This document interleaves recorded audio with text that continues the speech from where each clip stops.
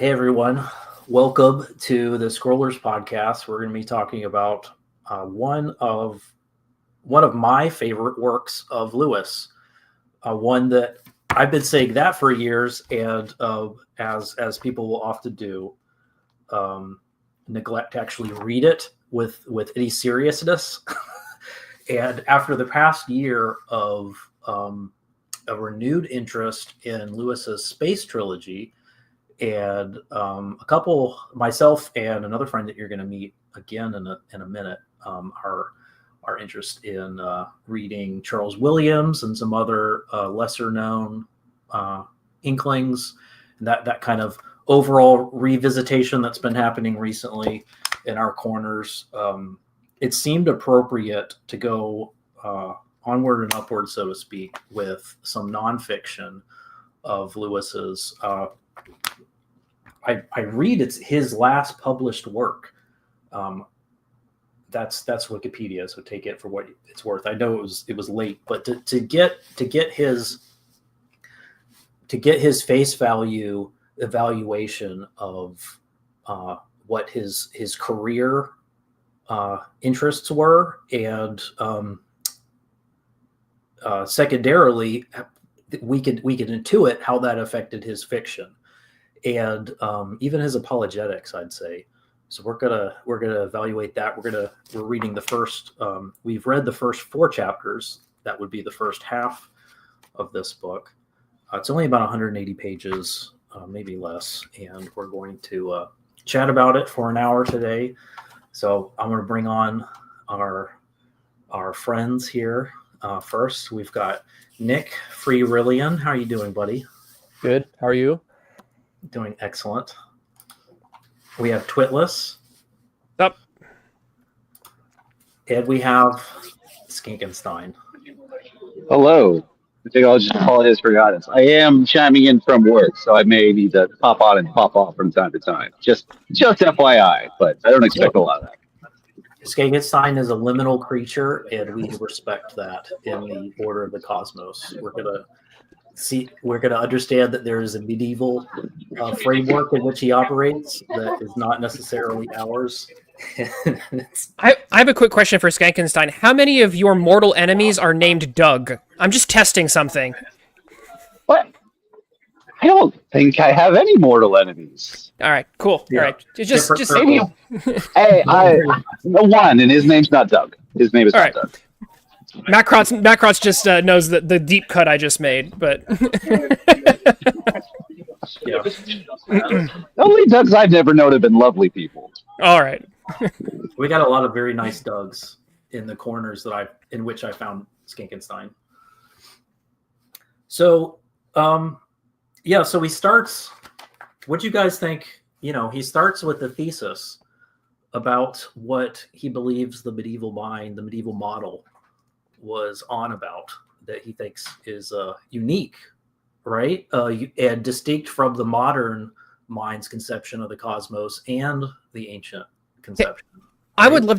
I would love to jump in and say one of the things I love about Lewis is that he is a deconstructionist deconstructor.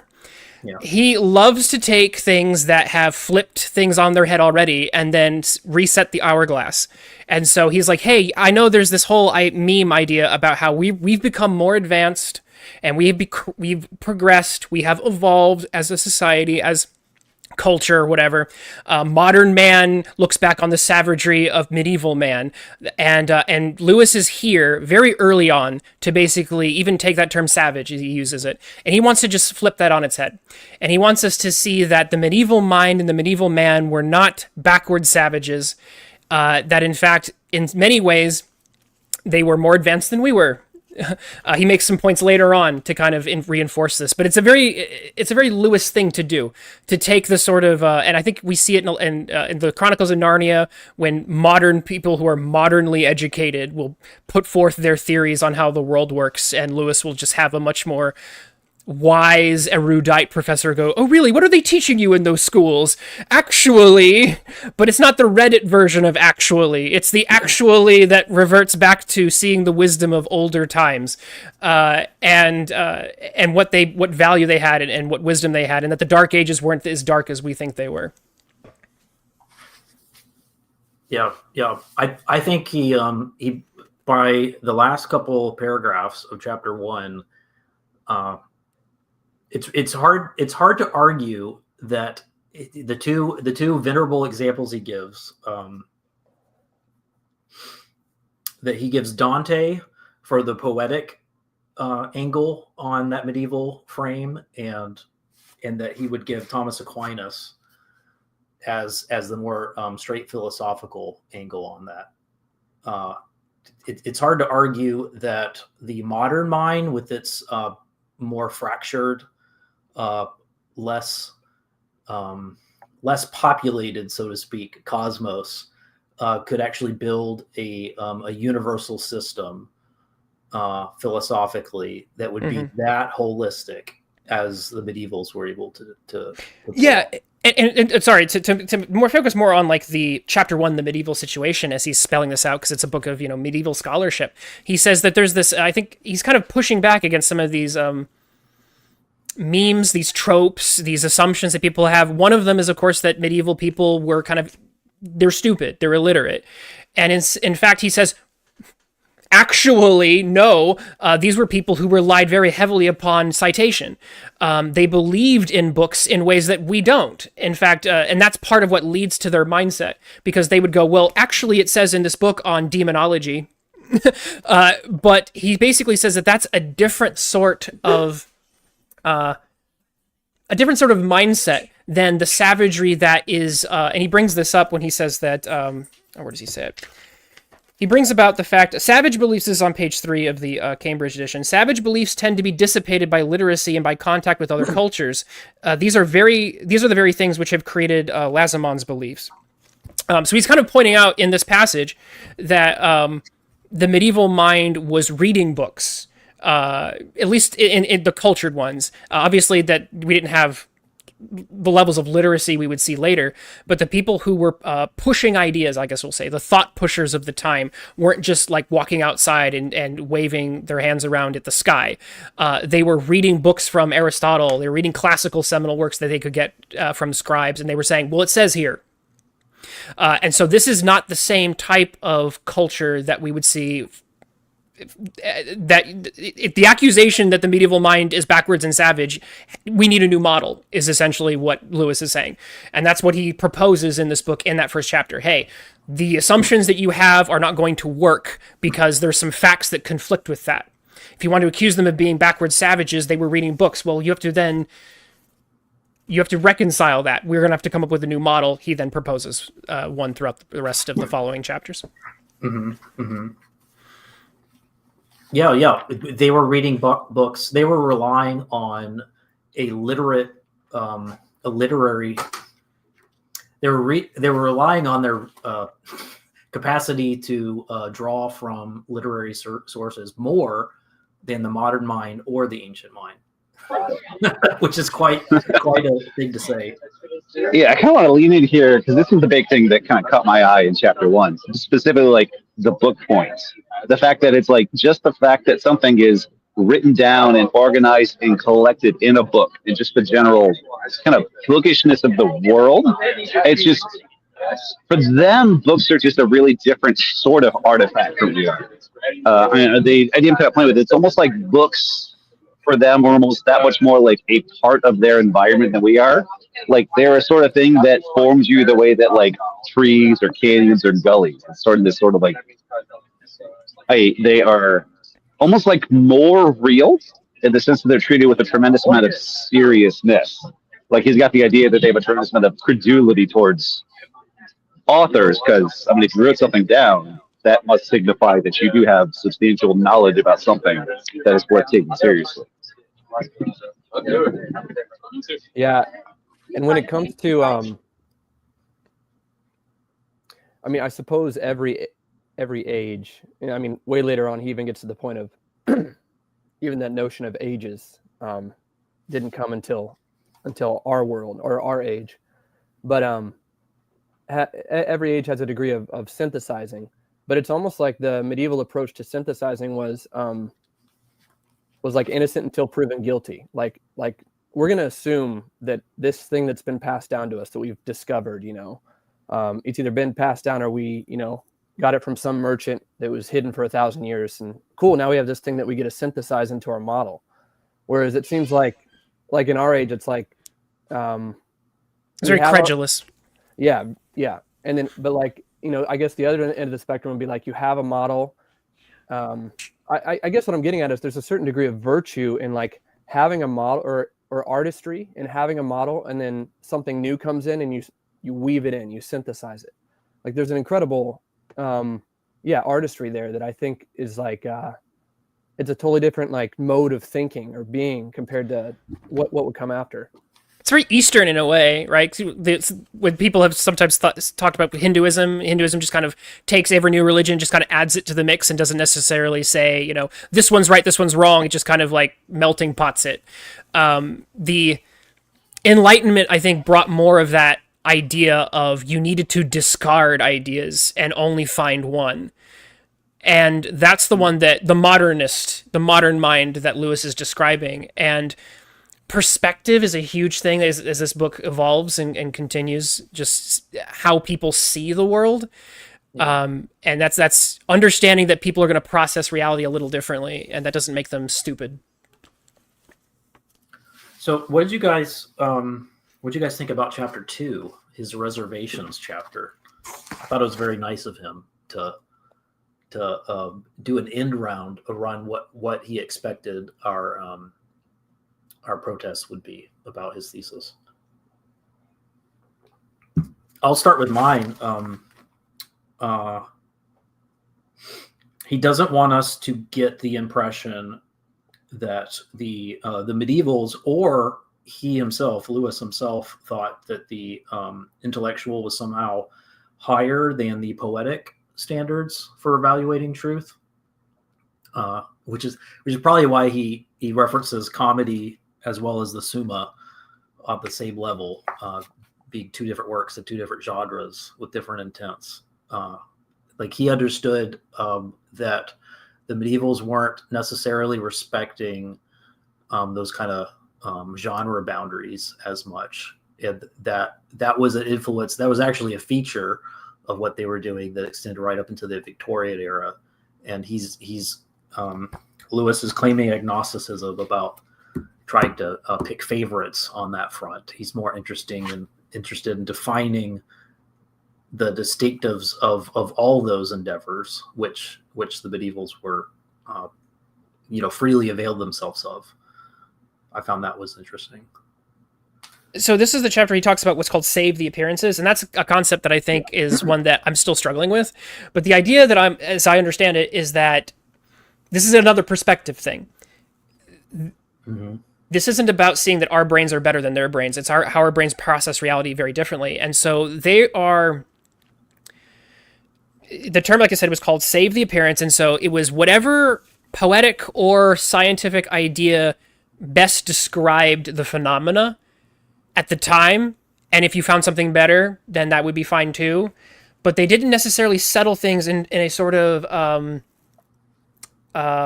Hegelian, Hegelian is the wrong word. A model that needed to exclude things. Page 16. Page 16 is where there's a wonderful little quote there, and it's about Copernicus versus Galileo. Mm-hmm. Mm-hmm. And he says, the real reason why Copernicus raised no ripple and Galileo raised a storm about the heliocentric idea.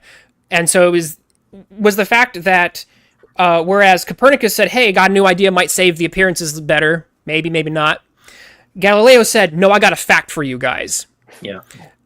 And so essentially, I guess Galileo is more, he's ahead of his time in a sense that with the Enlightenment mindset, which is I will find the facts and I will discard everything else.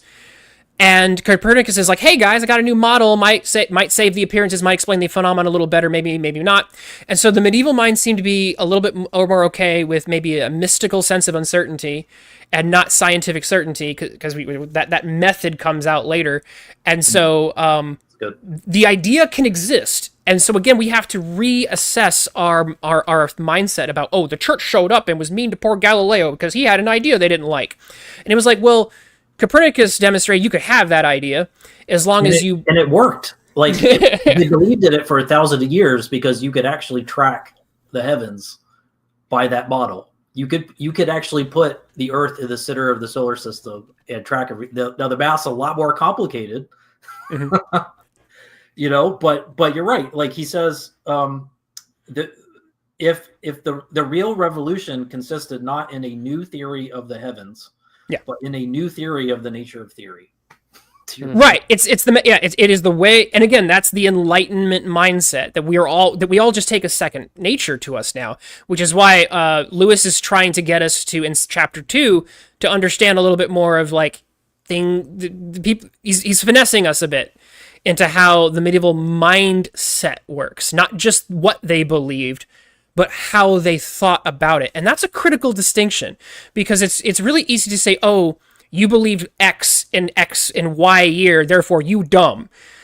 But to understand that someone else's mindset would work a little differently and process the same facts a little differently, and that's an amazing distinction. And that's, again, I loved it to read that, because it's Lewis is not just giving us, he's walking us through how they thought, not just what they thought, the how. And that's a wonderful distinction. It just one little cherry on top. The Copernican, like the heliocentric model, is older. There was an Alexandria model that came out before the Earth-centric model.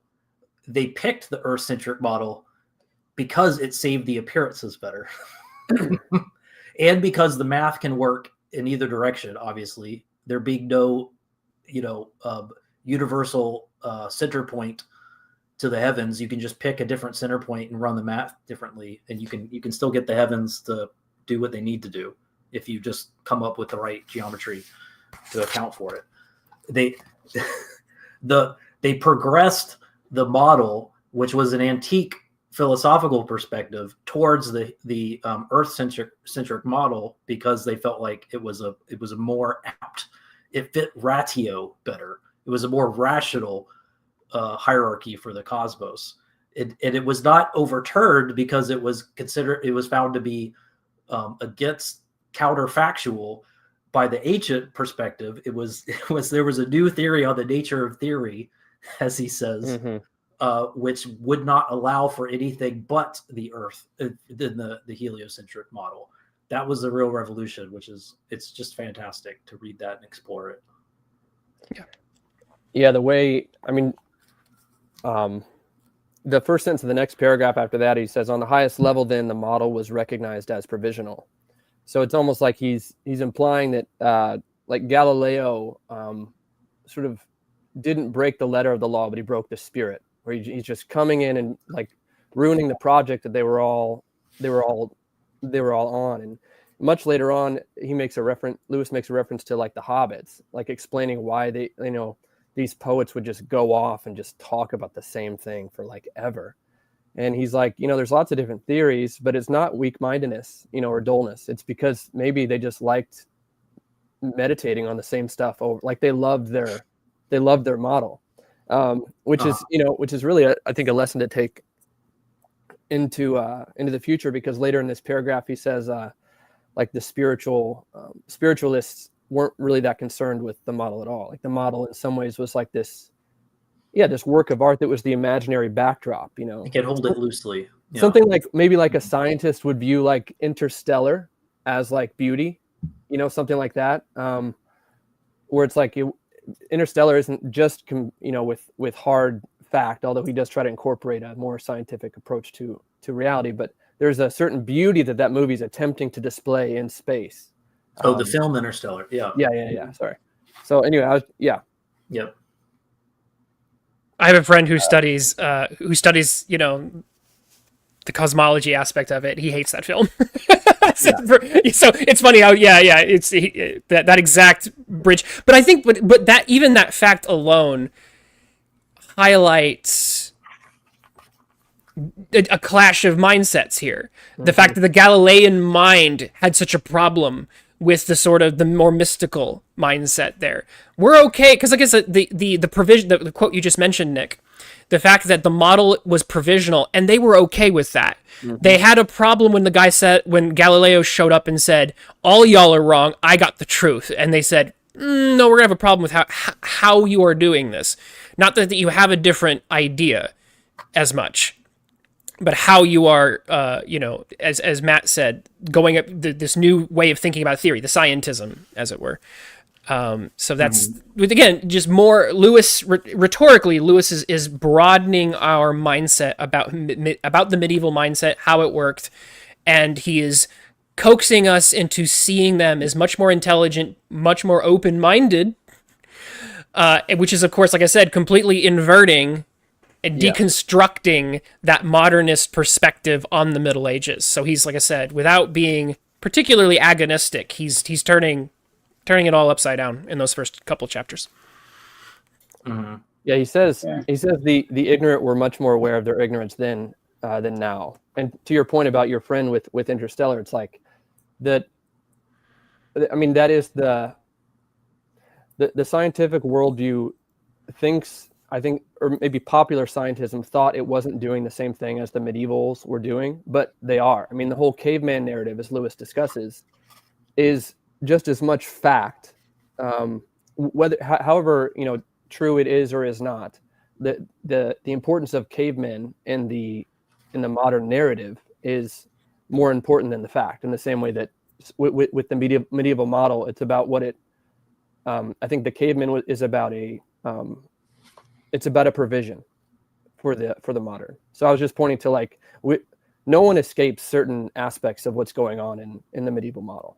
Of what they're up to. We're always going to be up to certain things. It's just a matter of how much. Yeah. Just trying to think through this like the shift from like the Galilean and versus like the Copernican. I don't know if it's an idea of for Galileo a certain less interested in the fullness of what could possibly said and implied versus a kind of a rigid I feel like a desire for certainty is a little bit too big, but just more concerned with the few kind of baseline foundational facts versus a more speculative thing that accounts for an awful lot more of our phenomena. Sort of Galileo is much happier with a much more kind of bare bones, but more accurate and definitive picture of the world. I know, is he just less able of tolerating that kind of ignorance and uncertainty? Well, that would require more faith. Which is because the Middle Ages are much more religious. They're going to have a lot more. There's going to be much more comfort with that idea that the heavens are God's domain, and if we don't know something about it, that's kind of okay. That's all right. That's an acceptable position to have, and it doesn't mean that they're stupid, that they're not curious. But if there is a mystery, and that's why it's so funny how often in even in the liturgy, right, the mysteries, there's these terms, and I think in the medieval mindset, if I'm not mistaken, the idea of a mystery is something that's okay not being solved. But in modernist mind, a mystery is simply a puzzle that hasn't been solved and must be solved to conclude the narrative. Yeah, those are two different things completely. Yeah, very, very different. For instance, just peeking into chapter 4, Chalcidius, he has a geocentric model, but it's not geocentric because it's anthropocentric. That's another assumption that we have. We cast back into the past and we think they wanted geocentrism because they were anthropocentric. Mm-hmm. And if the Earth is not the center of the solar system, that shows, henceforth, the universe is not made with us in mind, and we're just a tiny speck in an infinite, nameless, and pitiless cosmos. And that's not Chalcidius's interest at all. Lewis claims, let's see, it's he says it's an aesthetic convenience for the celestial beings, just so that they would have a center to revolve about. That's Chalcidius's. So because the medieval mind that was emerging by antiquity, the antique foundation on which the medieval mind was being built was anthropo-peripheral. He brings this up in chapter 4. So I think we're going to explore that in 3 and 4 now. This idea that of this hierarchy and order that that very much has an important place for humans, but humans being which he says that Dante illuminates more than anybody. That humans are very important, but they are looking into a reality from the edges, and if it looks like we're in the center and that the emperor in heaven is far off away outside the cosmos and he is on the periphery, it's just because reality is inverted for us. That he is and remains and has always been and will always be in the center. We are on the periphery, and it's by our inverted, by our fallen nature that we're outsiders looking in. So I think that's fabulous. And built on such figures like Chalcedus, who is one of these, he's in the parade of transition characters, part of this curio cabinet of like, is he Christian? Is he pagan? Like, he's not really conforming. He's unaware, and if he were aware, he'd probably be uninterested in our categories of how to define him. He's building on, these kind of figures are building on things that they consider to be built on ratio, on firm rational foundations, but are not necessarily built by any means on modern foundations. And they have a lot of fun with that. And Lewis has a lot of fun commenting on it. You just maybe like imagine all of these kind of figures he's going to talk about in 3 and 4 is like the missing links in the evolutionary tree from like classical period to like nobody is perfectly fit for either environment. They're all transitionary, and nobody's coherent, and it's kind of wonderful. They're all mysteries. Mm-hmm. Mm-hmm. So moving into chapter 3 with the classical period, we've got some figures that we know and love, even if you haven't, you didn't grow up with a classical education or something. I'm sure you've heard of Cicero and others. I know folks in the chat will be familiar with these figures. He intentionally brings up folks that are less known as well, and everyone in between. He brings up Lucan, which is a favorite of mine.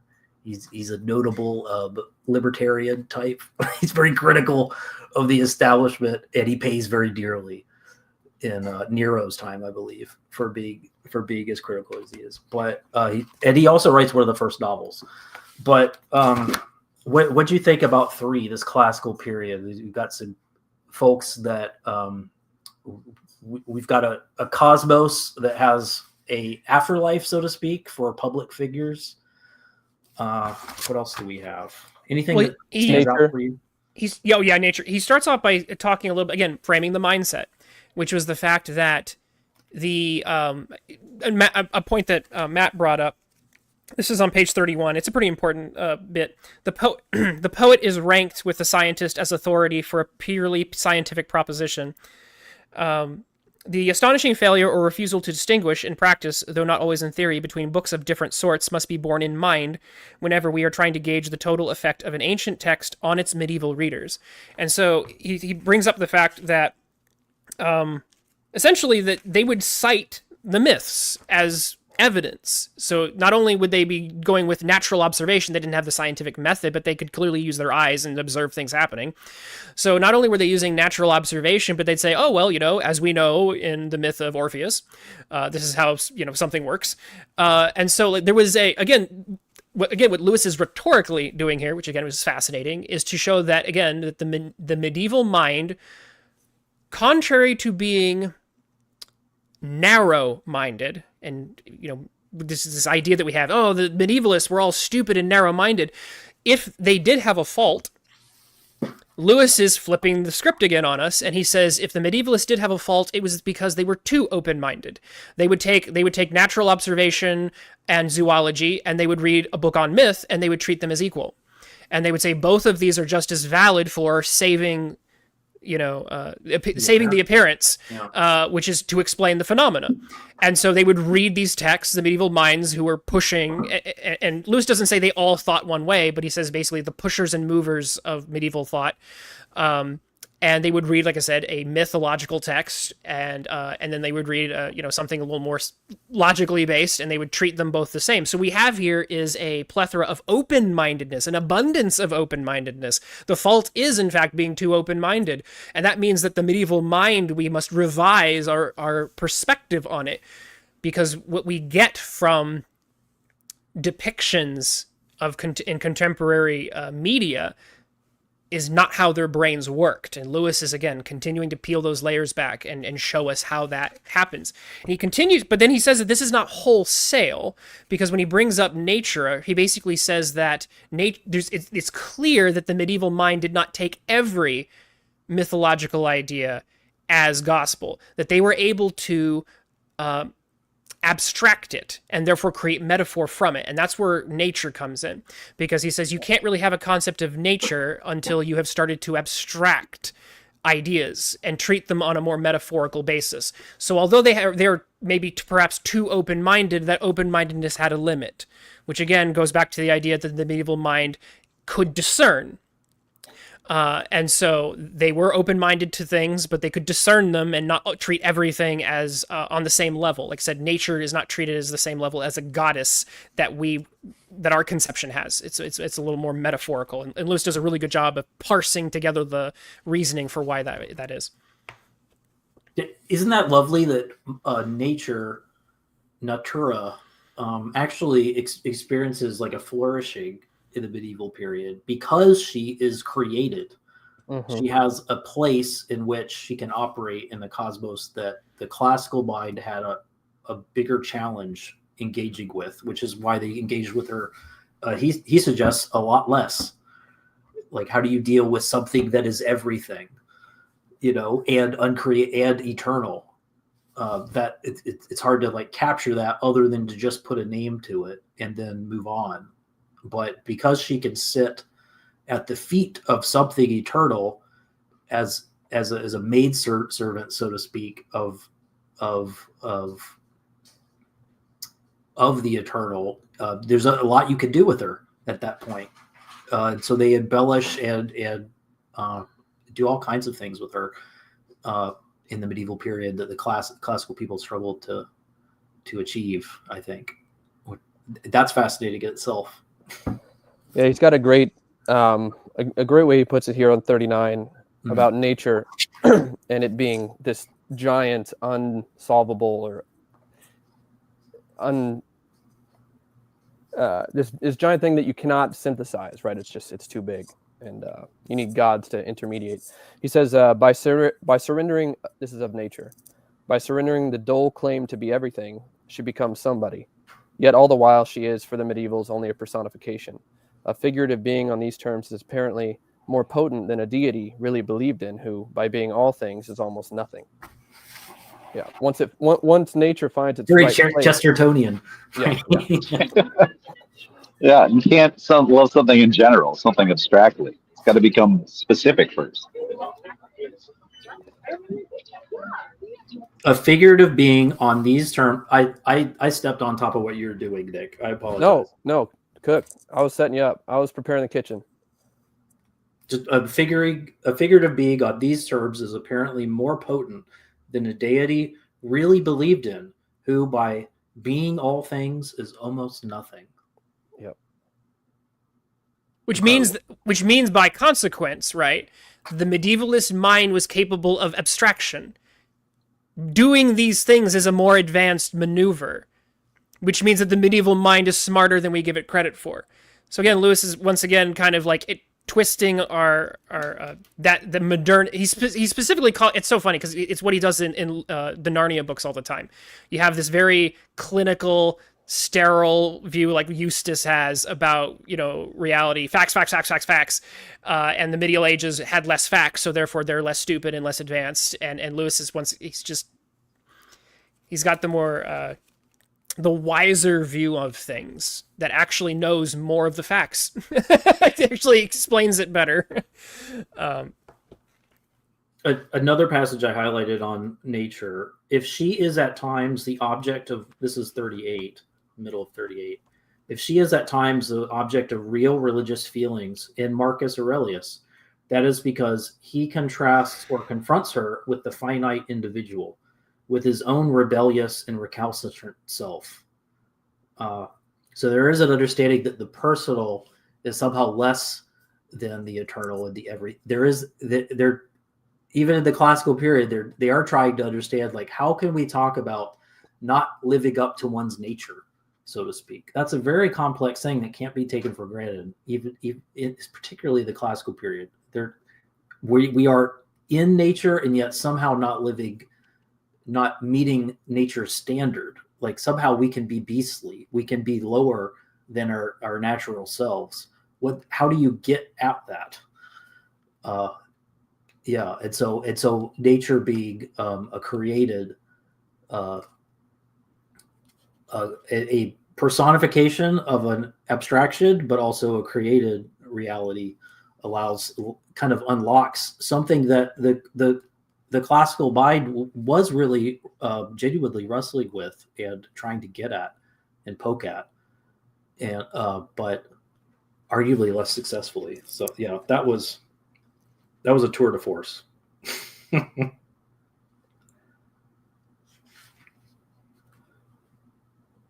The one thing I thought, is it in this one we've got the noose, right? Or is that just in the transition? I don't want to waste. No, I think it's just in chapter 4. Is it I don't have 4? much space left. Yeah. You know where we're going there, Skink. Yeah. Lots of thoughts of that. Yeah. Anything else that struck you from the? I just like, there were little mini moments like Cicero's martial argument against suicide. That a soldier does not leave his post until his commanding officer gives him leave. A little, I don't know what to do with that other than just say, hopefully, like the medievalists would do. It's an important. Take it. It's an important fight against the Gnostic viewpoint, because that Gnostic viewpoint comes from this again, which is again a very key critical distinction between the Christian and Greek models of thinking, that they had to come up with a sort of teleological explanation for why you shouldn't commit suicide. Because intuitively, the Greeks knew that you should just kill yourself. But they had this idea that that matter, right, was a lesser than, we need to return to the form, and in order to kind of unwrangle that paradox, it's like, well, they're in function, right? You come up with a martial explanation. You don't abandon your post until your watch is done. So if you do, you're failing that if you commit suicide. The Christian model is different. The Christian model is that, yes, things are better, but we fell. Mm-hmm. We're returning, and that Christ redeems even the fleshly matter. But the Gnostic viewpoint does not see it that way. And so it is important to have, you either have to have a Christian mindset, or you have to come up with a different explanation for why the fleshy matter exists and matters. Yeah, that would be my closing, or it reminds me of what I'd want to say for closing for chapter 3, which is that again, the ability of Lewis to highlight, right, I should say the ability of the medievals, because he does begin with Savage here. So I mean, this is sort of a Gentile infused picture of the world, right? So they're taking like these pagan, savage, Gentile, like the world they've been living in and the stories they've been telling for like as long as there's been civilization, and then Christianity comes in and it's just like, oh, we need to, like, like with nature, like, oh, if we just do this, like, it makes perfect sense, like the pieces fit right together. Like when you see that in a million spots, it's like, it's a really, I don't know, like it is a beautiful image, and you can see even in the Narniad how like Lewis loved it. Like he was a modern, so he understood there was no like return, but he still wanted to save the appearance. and Mhm. and save that which saves the appearances. So anyway, it's yeah, like a good medieval, I kind of just want to keep meditating on the things I like, that I love. You know, I could talk about it over and over again. Yeah. In the end of chapter 3, he sends us off with two things that by the transition period, his seminal period, chapter 4, that folks are picking up with Plato, because we're gonna learn about how even the pagans in the transition period are not quite the pagans that we think of, or the pagans that the classical period were engaged with. They were already maybe conceding and submitting to a shifting frame that was being more the monotheistic, philosophically abstract, which the Neoplatonists were accommodating successfully in their own way, and because the Timaeus gets repeated, becomes like the outstanding source for understanding Plato. We get out of the Timaeus, we got this understanding of what he calls it, the principle of the triad. So that's going to be an interesting, which I don't know about you, but I've heard the principle of the triad. I think I've heard it preached from pulpits before. He's going to have some critical things to say about Plato's triad versus the Trinity in chapter 4, but that this understanding that it is fitting for there to be, if there is a no man's land, so to speak, as he says, between nature and reason, that there would be some sort of connecting link or bridge. And you don't have a rational model. You don't have a model that saves appearances, that fits our understanding, our reason, or nature as we observe it, unless you have two things and then something that connects it, basically. And then the other is the principle of plenitude. Oh, okay. Can I jump in on that one? I love this idea. Basically, there's no such thing as nothing. Yeah. And it's basically that it's not that nature abhors a vacuum, but nothing must go to waste. So there is no vacuum. So the idea that, again, there is no such thing as nothing.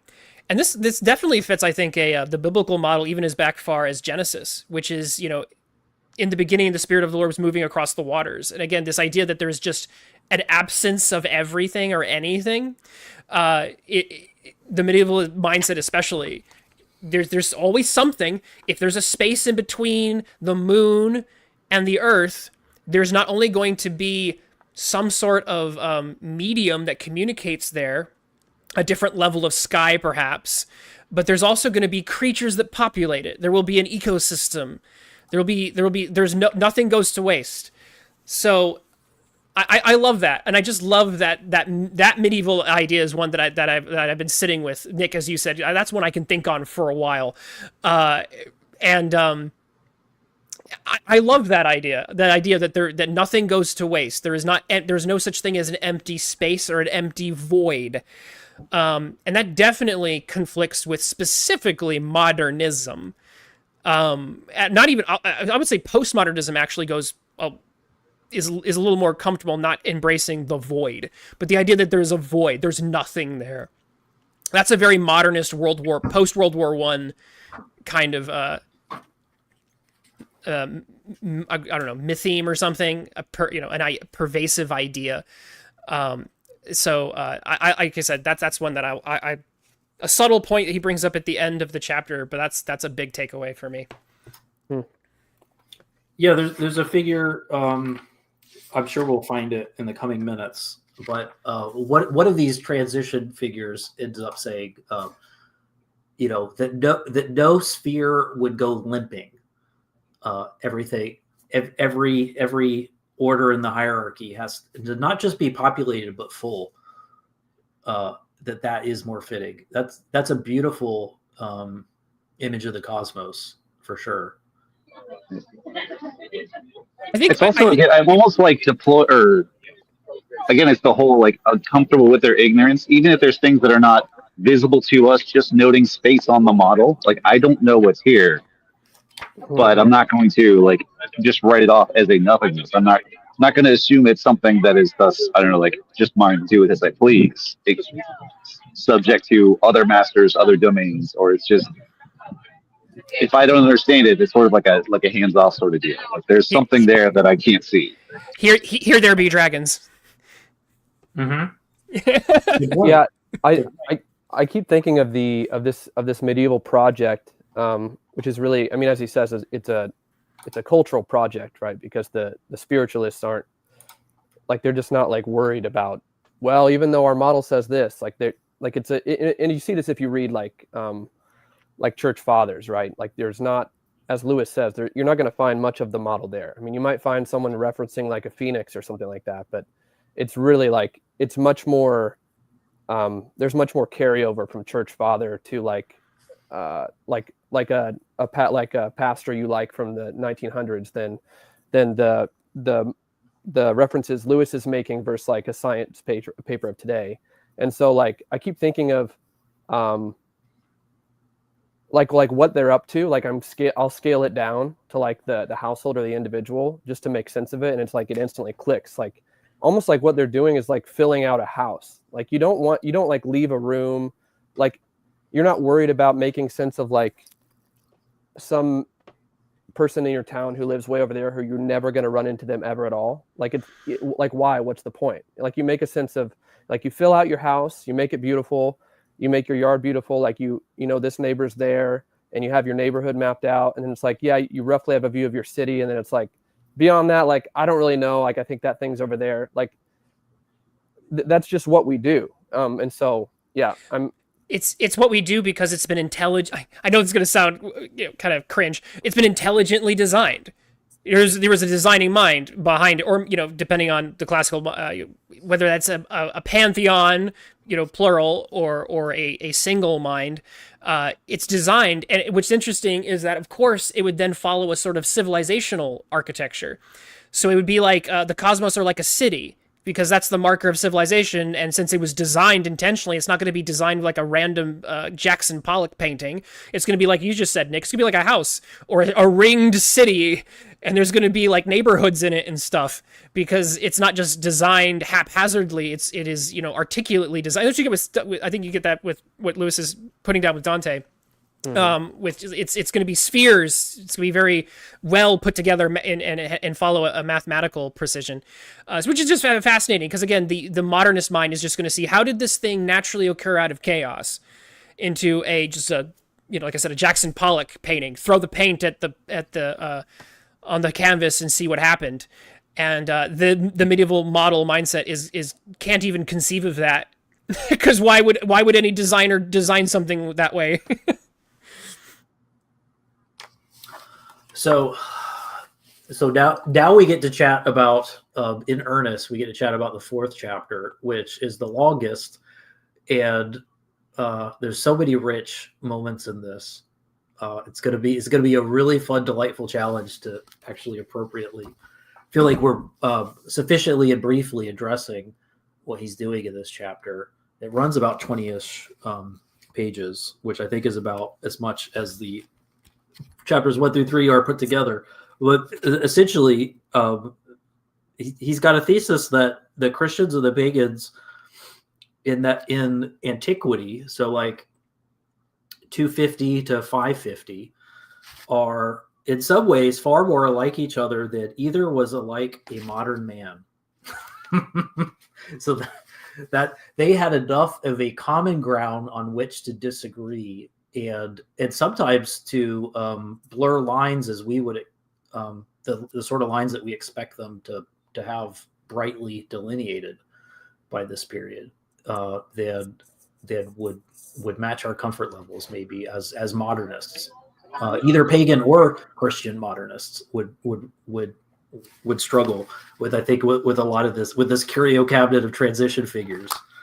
Who stood out for you in the seminal period? Just to say before we jump into that, just one of the things that's interesting is also throughout this period how the mutual kind of like struggle between each other transformed each other. Thought it was so kind of fascinating that by the end of this period, you have the Christians that essentially like forced the pagans to develop their own pagan systematic theology because that's how they're used to arguing, and it's just fascinating.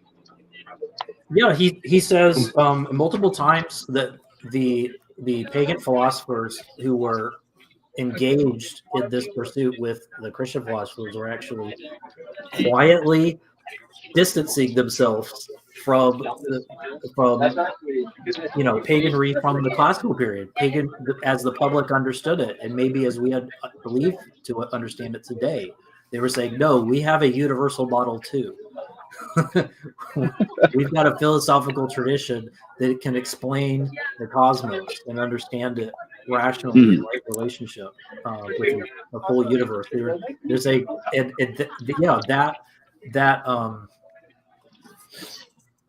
that boxing match, which increasingly was being defined by the rules of a monotheistic Christian system. Was the arena in which they were fighting these things out in antiquity. And it's fun to see every single one of these. I don't know about you, but all of them were completely surprising to me. Yeah, no. My favorite is here are 4 or 5 reasons why he's on one side and 4 or 5 reasons why he's on the other side. It's just then just throws his hands up and it's like your guess is as good as mine. We need some third term. I guess transitionary works. One thing I really like about this chapter, in addition to breaking down those scholars, is I often look at the rhetorical side, just like how it's breaking down in terms of persuasion and argument. Mm-hmm. And this is page 47, and this is kind of Matt C, you kind of mentioned this, I think a few minutes ago. He said the modern man or modern thinker who dislikes the Christian fathers would have disliked the pagan philosophers equally and for similar reasons. And in this, again, this overall project is meant to broaden and also be a bit of an apologetic for the medieval mindset, right? To push against that tired meme of the Dark Ages being just you Christian bigots, you persecuted Galileo and you're a bunch of meanie heads. What he's doing here masterfully is he's basically saying, hey, I know y'all have respect for Aristotle and Plato. I know you have respect for a lot of these other ancient minds. These are the people who will teach in courses and will say, oh, weren't they so ahead of their time with all their wonderful logic and thoughts about the universe? And Lewis says, well, if you respect the classical mind, by extension, you must also extend some of that respect to the medieval mind, because they had much more in common with each other than they had in common with the modern mind. And if you dislike the Christian fathers and how they thought, you thought they're a bunch of dum-dums, then you're also going to have to confront the idea that they thought closer to Aristotle and Plato and were citing those people as truth and how to go about truth than the modernists. They have more in common. The lineage is stronger between the two of them. So again, rhetorically speaking, it's again, Lewis, I love how he does that. He loves to invert modernist thinking and make us uncomfortable with how entrenched we are in it, in that post-Enlightenment mindset. It reminds me of a dirty trick I saw on YouTube this week. A friend of ours made a couple of videos on moralistic therapeutic deism. And he was talking about the New England Transcendentalists, kind of giving a rundown of Ralph Waldo Emerson's thoughts. And he puts this quote in there, and then he's like, yeah, that sounds pretty kind of out there. And he's like, just kidding, that's Athanasius. It's like, what? So he's making a point that, on the one hand, even these guys are doing something with their own ressourcements, and they're finding sources for ways of thinking that are alien to modernity. There's just a lot there in the patristics. Two little notes that stood out on Chalcidius, who I had a lot of fun with. The Lewis cites he's the guy that they're doing he kind of like does like a 2-column table of he's Christian in this respect and he's pagan in this other respect. In the pagan column, he cites essentially that Chalcidius is a Marcionite, that he doesn't see. He doesn't seem to elevate the God of Moses as, or at least the scriptures of the Old Testament as being on equal footing with scriptures of the New Testament, which I thought was interesting. And so that was something I hadn't seen someone do before. And then also, and he gets into this idea that Chalcidius is interested in with the Neoplatonic triad, and contrasting that with the Christian Trinity, seeing this idea of the second person, so to speak, of the Neoplatonic Trinity, of the nous, or the mind, being which my understanding is that connection point between nature and the divine.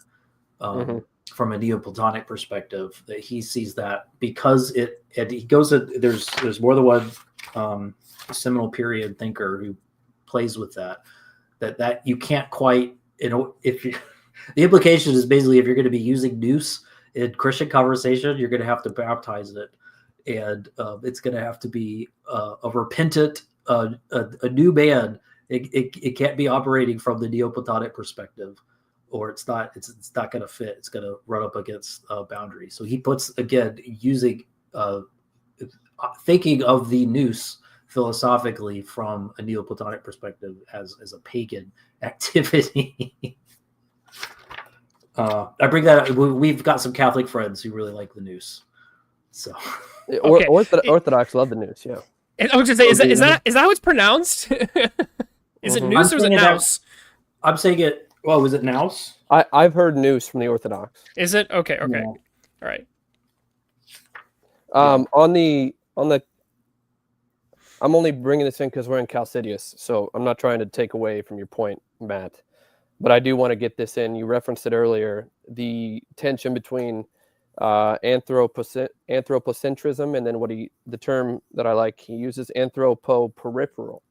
And then, I'll just read what he says early on in 51. He says, though Christians were logically bound to admit the goodness of matter, that doctrine was not heartily relished. Then, and for centuries, the language of some spiritual writers was hardly to be reconciled with it. And I think that there remained throughout the Middle Ages an unresolved discord between these elements in their religion, which tended to be an anthropocentric view, and those in the motto, which made man a marginal, almost as we shall see, a suburban creature. And at some point, because I don't even think you'll have enough, it's such a big topic to talk about it even after your part 2, Matt, but I'm trying to enjoy the medieval world as Lewis is here, and save the appearances, but I more out of a sense of curiosity than critique. Like I'm almost interested in again, too big for here, but a discussion of now that we're in this postmodern world, you could bring in some Barfield because saving the appearances does overlap so well, but how do we go back and get the baby we threw out the bathwater and then sort of go forward, which Lewis does. I mean, he shoots it straight here. He loves it, but he's approaching it as an honest modern. Or it's just here, obviously, they're weak, or here, later on when he talks about the spirits, that much later, not like those that live in the ether, but the intermediary between man's mind and soul, I think it is. All these weeks. So anyway, I say all this to say, I do see that as we go on, that in my own sort of, speaking of Athanasius, my own maybe influence from the East, much more so, that there's a clear anthropo-peripheralism that's around every corner, which has its place. Perhaps it's you need some balance, but I wanted to highlight there in the Chalcidius section. Well, part of the problem of anthropo-peripheralism I guess, is that I mean, if you're like a Hebrew scripture reader, you have to keep this sort of solemn tension of mind of being like the lowliest of the low, but also eventually elevate. So it's this sort of like dual identity. And in the nature of a lot of these sort of like paradoxes, the whole intention is our poor minds want to clarify things by hedging one way or the other. Be like, oh, we're worms, or we're like nigh perfect angels, and it's hard to live as both. What is man that you should think of him in the Son of Mhm. Man? Yeah. He was made lower than the angels, and Yeah. But you up. crowned him with honor and glory. And then in the midst of like the worst possible behavior in the Old Testament of Israel, after God has like done after God has love bombed them, just done all this stuff for them over and over again. In the midst of their destruction, he's just like pleading, like, I love you guys so much. Like, can you just please get your stuff together? And so, yeah, again, it contrasts like those moments of to speak to your attention to that paradox, those moments of like, you guys are dust. Like this could, if it wasn't for me, it would have been over a long time ago. And then also moments of like, of a sloppy wet kiss, sort of pre-typed in the Old Testament. Sorry, just to finish that point, that I do like in the medieval picture, like it does seem to be lacking that part of that paradox more so. I think though, Nick, the what Lewis seems to be alluding to with his breakdown of Chalcidius is, at least from my reading of it, was again getting into the medieval mindset, which was the fact that even our desire to make theology, philosophy, and science and our observation of it need to seamlessly rhyme together is also, from what I'm gathering, was something that was a little bit more of a modernist idea and less so of a medieval one, which was the fact that he kind of alludes to the fact that Chalcidius could totally be a Christian and write some stuff that seems not Christian because he was writing as a Christian when he wrote this thing, and he was writing as a philosopher when he wrote this thing, and it's okay for those things to go in separate directions and not reconcile cleanly, because in order to make things, the burden to make everything line up, your theory of cosmology must entirely line up one for one with your theory of theology and philosophy. That's more of a modern thing, is what Lewis seems to be implying in that particular breakdown of Chalcidius. And so again, to get into the medieval mindset is to not just look at what they read and what they thought. It is to break down how they processed the world. I'm really looking forward to part 2 of this, because there's some wonderful. I'm a comic book guy. There's even some things about like art and comics and such that you could just tease out of this. But they saw things differently, and some of that is, it's not a blank check that excuses any bad behavior.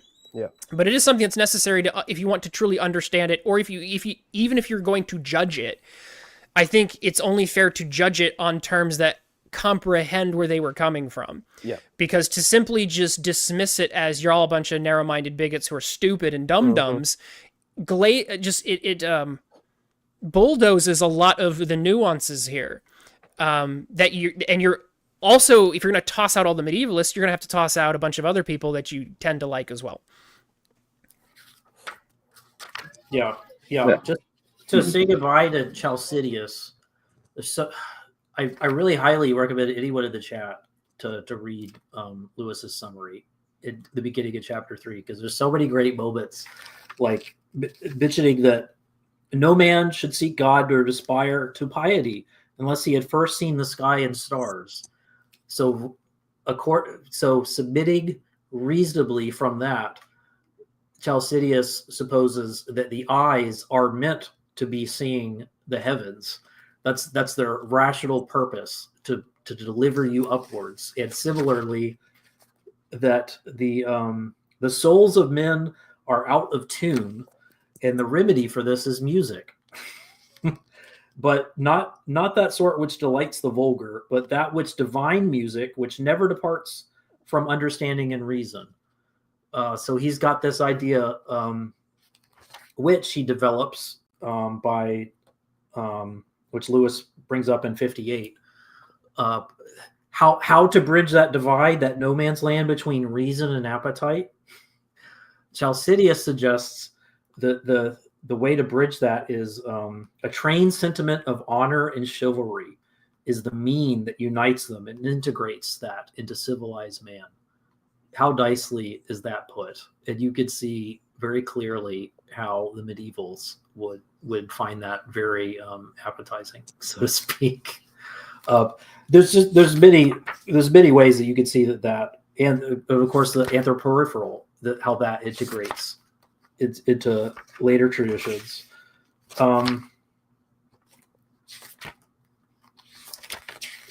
There's who do we have? We have Pseudo Dionysus, if you're into angels. that's building on the that full cosmos, I think, is the key things that he takes away from that. Correct me if there's anything else that you got from Pseudo Dionysus, please. The other big thing they note is that Pseudo Dionysus is a major kind of Eastern source that's deeply inflected into the West. He brings this negative apophatic theology, which is it's not like a different mode from what they're generally used to saying. Yeah, which he doesn't. And just Pseudo-Dionysus was a huge, like one of the absolute most quoted texts from what I understand in the medieval period. Like he's hugely influential. Yeah. And yet a transition figure. Mm-hmm. And then we get to Boethius, which he has a heaping section on. I think broadly the way I would table set Boethius is that Boethius finds himself as a man. He finds himself in the sunsetting of a particular era where there are competing. Like he's in prison, and he's imprisoned by a competing sect of Christians, of Arians, and his consolation that he seeks in that moment as he awaits death for being a heretic, but more importantly a political prisoner, is that he looks to the classics, and he looks to his Cicero, he looks to his Virgil, and as figures that could console him as part of the tradition that that Lewis frames this as a tradition that Boethius feels is being lost. That's a profound thing for a by all accounts a Christian to be doing, to draw his comfort, as almost like to bring his friends together, to give him encouragement and to strengthen him.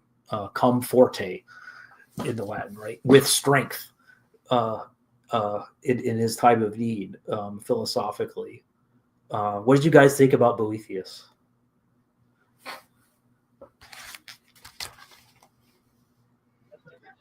Personally, I got to say, my book club went through Boethius about a year or two ago, and I felt like he was kind of mid, honestly. Yeah. Like people have been slobbering over him for years, and I'm like, it's all right, it's good, fine, I guess, but but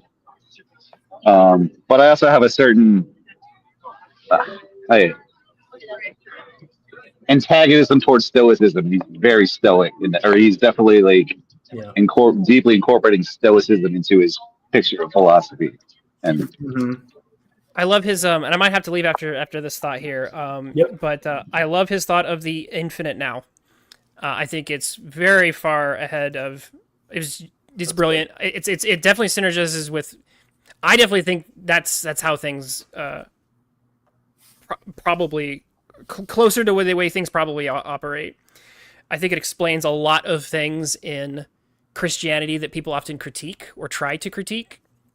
I think if you assume that you have a being that is eternally everywhere, the concept of sin doesn't have a timeline attached to it. When we talk about justice, we go, man, that crime was committed 30 years ago. Let the guy off. but that assumes that we have a linear progression of time. Mm-hmm. And Boethius talks about the eternal now for a being who exists outside of time, essentially. And if you think about the fact that if we assume that God is eternally all over time, then sin is forever. And it's, and therefore the crucifixion, the redemption of sin is also forever. And so these things that we see, it's very easy with a linear mindset of time to just go, oh, it's a big deal. And it's, again, it's another mindset thing. So I like that from Boethius. That was a big, that's a big takeaway.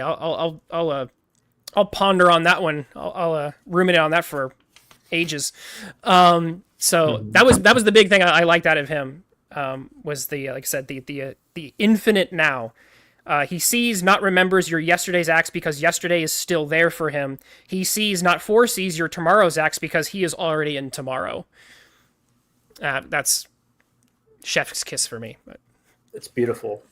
God is eternal, not perpetual, which is an amazing way to simmer that down into a single sentence.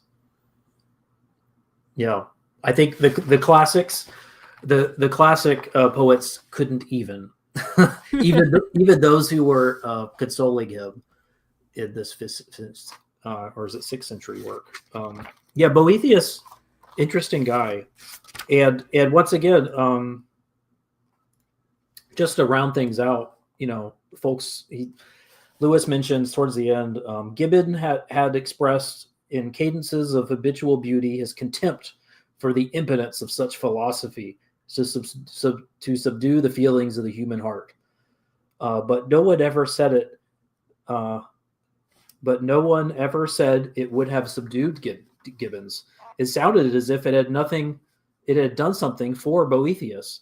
It is historically certain that for more than 1,000 years, many minds, not contemptible, found it nourishing, this philosophy. So, and certainly the medievalists enjoyed Boethius. I want to respect you guys' time, and particularly, and folks in the chat, thank you for being here. We're going to do this again next Sunday at the same time. Discarded Image. It's an amazing work. It's wonderful. If you like Lewis's fiction, if you like the sort of people that Lewis liked, the sort of folks that he engaged with as his peers in the Inklings, you're going to like those who consoled him philosophically that he read for his day job and commented on for his day job. They're fascinating figures. They're eminently challenging, I think, to our modern minds. And they really, frankly, I think we all can agree that they, that reading them, and particularly reading Lewis as a modern writer, a man of his age, his ability to clarify and distill those thinkers of the classical era and antiquity, so that we can be prepared to jump in the final four into properly medieval writers, I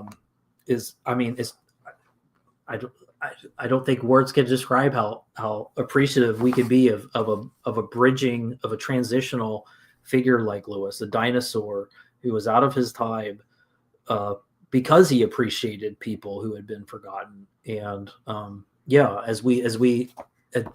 as people continue to find Lewis interesting and relevant, and to be interested in, like, curious about his philosophical views of a full cosmos, and the sort of strange and weird and wild things that he does in the Space Trilogy and the Narniad. He puts to pen exactly why he's interested in playing with those things in his fiction, and he does it in no better place than right here. So I want to thank you guys, Twitless, Nick, and Skank, so much for taking an hour plus of your time today to chat with us, and the time that it took to read those 4 chapters, because I know that they were dense. And I want to thank you guys in the chat for checking us out. We're going to do more stuff like this. We're going to do the part 2 next Sunday. It might be a different cast of characters that will be up here.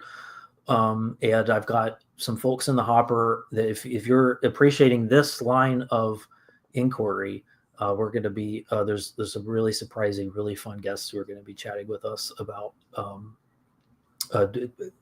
let's just say critiquing the modern perspective from an Inkling's angle. Very excited about that. So with that, I'll leave you guys the rest of your Sunday. Thank you again for this amazing hour, and talk to you all guys soon. See you guys. Thanks, Matt. Thank you. Thanks for having us.